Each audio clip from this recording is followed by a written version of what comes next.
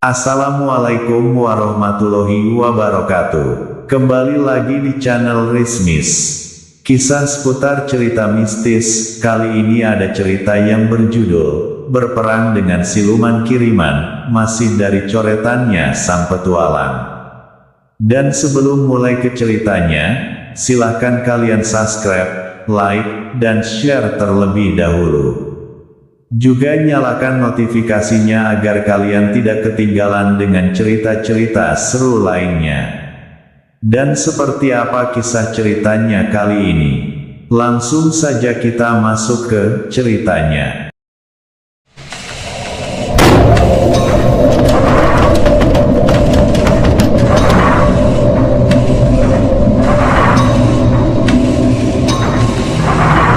Genap sudah 1 bulan aku dan bapakku bekerja di rumahnya Pak Dani.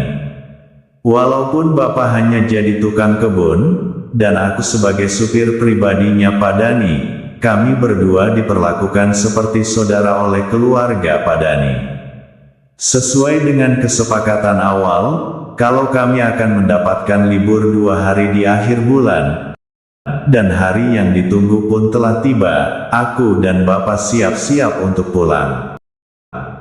Meski jarak tempuh tidak jauh, hanya terbatas antara kabupaten dan kota Madya saja, namun kami belum pernah pulang selama 1 bulan ini. Singkat cerita, kami pun pamit pada Pak Dani dan Bu Sinta. Permisi Pak, Bu. Kami berdua pamit pulang dulu, ucap bapakku. Ya Pak Ali, hati-hati di jalan. Ara, ini bawa ya oleh-oleh buat ibumu, ujar Bu Sinta sambil memberikanku 1 plastik besar, yang isinya pakaian baru. Iya Bu, terima kasih banyak, semoga rezeki ibu bisa tergantikan lebih dari ini, ucapku sambil mendoakan beliau. Amin. Dengan kompak diucapkan suami istri itu. Setibanya di rumah, aku memeluk ibu, dan ibu pun sama memelukku dengan erat. Di tengah obrolan, sambil melepas kerinduan, ibu bercerita, selama kepergianku dan bapak, Kang Asep, salah satu tetanggaku yang bekerja di pabrik telah meninggal dengan cara yang tidak wajar, yang menandakan ada bekas cekikan di lehernya. Meninggalnya kapan Bu? Ucapku penasaran. 2 minggu yang lalu. Setelah pulang kerja malam, dia tidur, begitu tengah hari dibangunkan istrinya, si Asep gak bangun-bangun, dan ternyata dia sudah meninggal, ucap ibu menjelaskan. Setelah sholat zuhur, aku tidak beranjak dari sajadahku. Rasa penasaranku tentang kematian Kang Asep, aku curiga, jangan-jangan Kang Asep dijadikan tumbal pesugihan bos pabrik, ucapku dalam hati. Dan tiba-tiba aku ingat dengan batu hitam kehijauan pemberian Raja Genderuwo tempo hari di saat aku menjemput Sukma dari Kang Dadang. Tanpa pikir lagi aku langsung mengambil batu itu dan memanggil Raja Genderuwo itu. Tidak perlu lama menunggu, saat itu pun Raja Genderuwo muncul di hadapanku. Dengan suara yang menyeramkan, Raja Genderuwo pun bertanya, "Ada apa engkau memanggilku wahai manusia? Apa Sukma Kang Asep kamu yang bawa?" Ucapku tegas. "Maafkan aku manusia, abdiku yang telah memberikannya padaku," ucap si Raja Genderuwo. "Sama saja, kau makhluk laknat, kau telah berjanji padaku, kenapa kau ingkari?" ucapku setengah membentak. "Bebaskan dia, yang sudah jadi tumbal itu, dan aku minta kalian angkat kaki dari pabrik itu," ucapku lagi setengah mengancam. "Tidak bisa, ini sudah jadi ikatan perjanjian antara aku dan Anton bos pemilik pabrik itu," ucap si Raja Genderuwo sambil menggeram. "Baik kalau begitu, jangan salahkan aku kalau aku bertindak kasar, ucapku mengancam. Baik, aku akan memberitahu Anton, supaya tidak memberi tumbal lagi dari karyawan pabrik yang di sini, ucap si genderuwo lalu menghilang.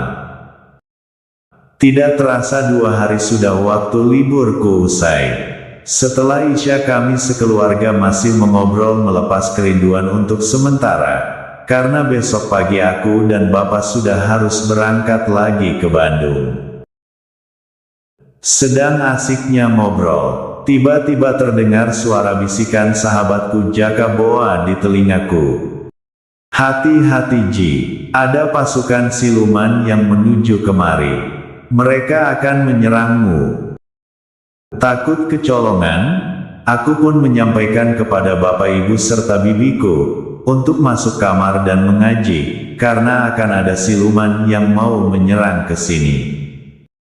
Tanpa bertanya mereka pun langsung masuk kamar dan melaksanakan perintahku.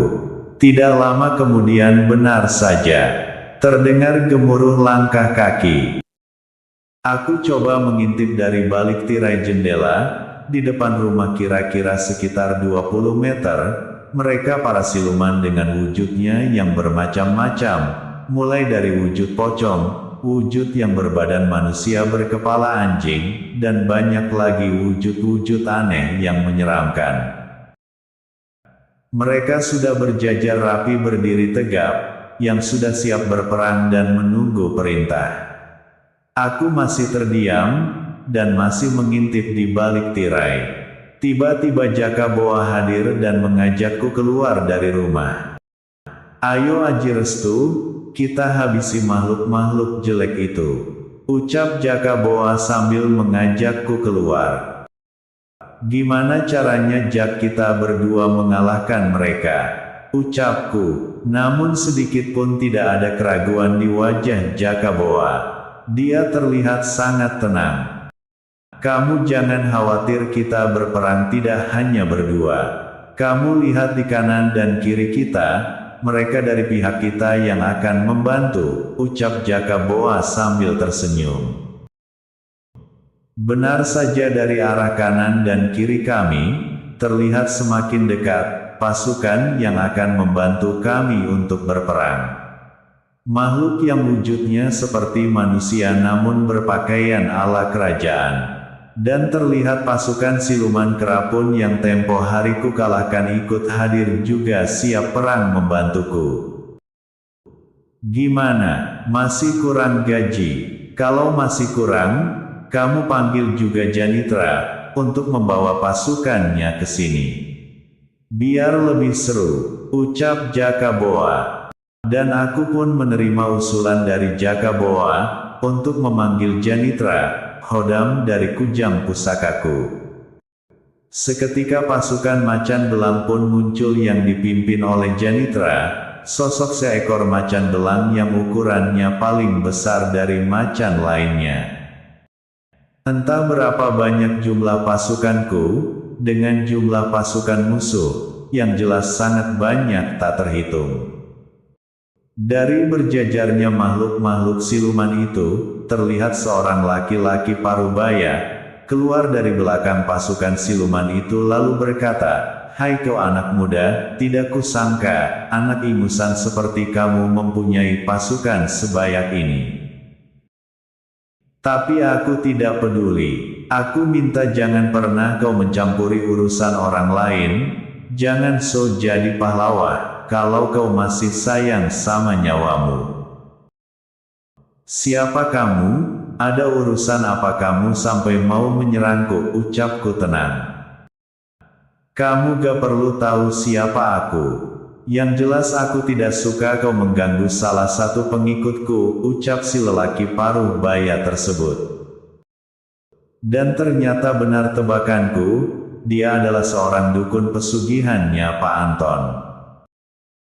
Tanpa ada basa-basi lagi, pertempuran pun tak terelakkan. Sementara aku dan Jaka Boa fokus terhadap lelaki parubaya itu, pukulan demi pukulan, dan tendangan demi tendangan yang aku dan Jaka Boa lepaskan, tidak membuatnya goyah, bahkan sebaliknya, pukulan dan tendangan yang dia lepaskan dan mengenai tubuhku, terasa cukup melemahkanku. Jual beli serangan pun dari dua kubu masih terus berlangsung. Hingga terlihat dari pasukanku banyak yang terkapar. Sementara aku dan Jaka Boa pun mulai lelah, dan di saat kami betul-betul mulai kehilangan tenaga, terlihat satu pasukan yang datang, menyerang musuh dengan secepat kilat, hingga tidak butuh lama, pasukan musuh pun dapat dikalahkan. Dan kecemasan kami pun hilang, ternyata Abawira dengan pasukannya yang melumpuhkan pasukan musuh, hingga akhirnya yang tersisa tinggal lelaki paruh baya itu. Dengan terbata-bata, si lelaki paruh baya itu berkata, "Bahwira, kenapa kamu selalu ikut campur masalahku? Jelas aku akan ikut campur, karena pemuda yang kamu serang itu cucu keturunanku, dan muridku," ucap Abawira. "Baiklah kalau begitu, kita selesaikan malam ini juga. Aku sudah muak denganmu yang selalu saja ikut campur dengan semua urusanku," ucap si lelaki paruh baya itu kepada Abawira. Pertempuran antara kedua lelaki paruh baya itu pun berlangsung sengit. Terlihat beberapa kali Abawira menghindari serangan demi serangan yang dilepaskan oleh lelaki paruh baya itu.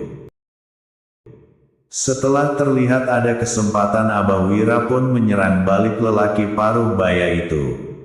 Serangan demi serangan dari Abawira banyak yang mengenai si lelaki paruh baya itu, yang mengakibatkan lelaki paruh baya itu mulai hilang keseimbangan untuk berdiri. Di saat itu juga Abawira memerintahkan aku untuk memenggal kepala dari si lelaki paruh baya itu dengan pusaka kujangku. Walaupun tenagaku belum kembali pulih sepenuhnya, aku berusaha melompat ke arah lelaki paruh baya itu, dan ku penggal kepalanya dengan pusaka kujangku. Seketika Abawira menyambar penggalan kepala itu dan menghancurkannya di udara dengan ajian lebur geni. Selesai sudah peperangan kala itu, Abawira pun pamit meninggalkanku, dan diikuti oleh semua makhluk yang bermacam-macam wujudnya itu. Setelah semuanya lenyap tidak meninggalkan sisa, aku pun masuk ke rumah. Dan terdengar bapak, ibu dan bibiku yang masih mengaji. Perlahan aku ketuk pintu kamarnya. Tidak lama mereka pun keluar. "Gimana, Ra? Apa sudah aman?" Aku ceritakan dari awal sampai akhir. Bapak, ibu serta bibi hanya bergidik ngeri. Di tengah malam aku nerencana akan menuntaskan masalah ini, supaya nanti tidak ada lagi karyawan pabrik yang menjadi korban. Pas di tengah malam aku pun memanggil kembali si Raja Genderuwo tersebut. Tidak lama kemudian dia pun datang, lalu aku membrodong dia dengan beberapa pertanyaan tentang penyerangan tadi. Namun dia berdalih tidak pernah ikut terlibat dalam penyerangan tadi. Lalu aku tegaskan pada makhluk itu, untuk tidak mengambil tumbal dari karyawan pabrik, dan apabila itu terjadi kembali, aku mengancam akan meratakan istananya. Pagi hari pun tiba, setelah sholat subuh aku dan bapak sudah bersiap akan berangkat kembali bekerja ke kota Bandung, kemudian kami pun pamit pada ibu juga bibi.